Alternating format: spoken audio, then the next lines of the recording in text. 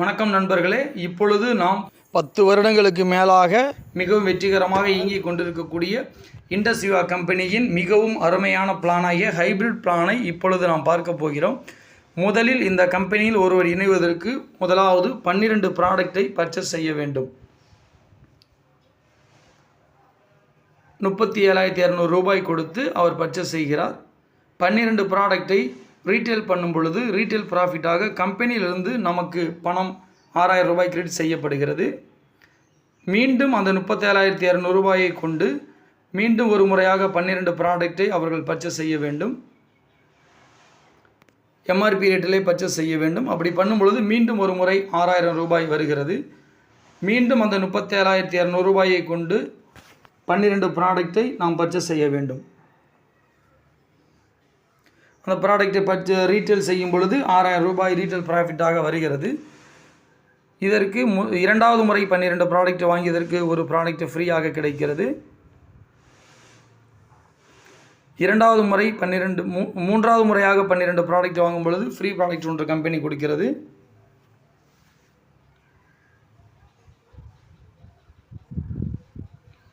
அதன் பிறகு இவர் பிஸ்னஸை டெவலப் பண்ண இயங்குகிறார். தனக்கு கீழாக ஒரு 5 நபர்களை டைரக்ட் ஸ்பான்சர் மூலமாக கொண்டு வர வேண்டும். பிஸ்னஸ் பண்ண விருப்பம் உள்ளவர்கள் மட்டுமே இதை செய்தால் போதுமானது. டீமை டெவலப் பண்ணணும்னு விரும்புகிறவர்கள் மட்டும் இதை செய்தால் போதுமானது. ஒரு நபருக்கு 2,000 ரூபாய் வீதம் ஸ்பான்சர் போனஸாக கம்பெனியிலிருந்து நமக்கு கிடைக்கிறது. ஆக மொத்தம் டைரக்டாக ஒரு 5 நபர்களை மட்டுமே கொண்டு வரும்படிக்கு கம்பெனி விரும்புகிறது. ஸோ இதற்கு மொத்தமாக 10,000 ரூபாய் நம்முடைய அக்கௌண்ட்டில் கிரெடிட் செய்யப்படும். அது மட்டும் இல்லாமல் இந்த 12 ப்ராடக்ட் பேர் மேட்ச் ஆகி அது ஒரு 3,000 ரூபாய் நமக்கு வருமானமாக கிடைக்கிறது. இதுவே பேர் மேட்ச் இன்கம். மீண்டும் இந்த 12 பேர் மேட்ச் ஆகி 3,000 ரூபாய் கிடைக்கிறது.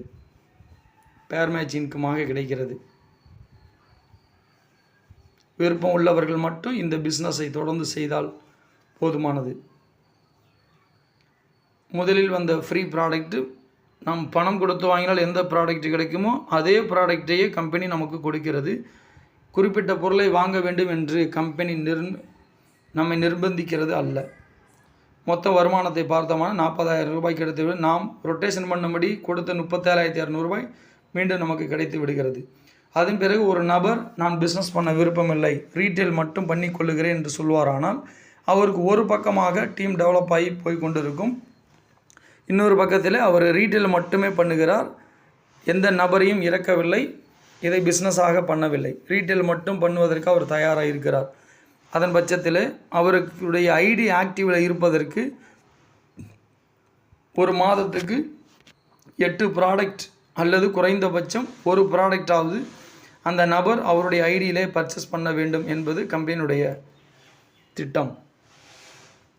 அதன் பிறகு பார்க்கும் பொழுது அந்த நபர் ஒரு மாதத்தில் ஒரு 10 ப்ராடக்ட் பர்ச்சேஸ் செய்கிறார் என்றால், தட் மீன்ஸ் சேல்ஸ் பண்ணுகிறார் என்றால் 8 ப்ராடக்ட் ஐடி ஆக்டிவேஷனுக்கு போய்விடும். மீதி 2 ப்ராடக்ட் அது இன்னொரு பக்கத்தில் இருக்கக்கூடிய நிறைய சேல்ஸான ப்ராடக்ட் மூலம் பேர் மேட்ச் ஆகி 500 ரூபாய் அவருக்கு வருமானமாக வருகிறது. அதுபோலவே அவர் 40 ப்ராடக்டை சேல்ஸ் பண்ணும் பொழுது 8 ப்ராடக்ட் ஆக்டிவேஷனுக்கு போக மீதி இருக்கக்கூடிய 32 ப்ராடக்டை கம்பெனியானது கணக்கில் எடுக்கிறது.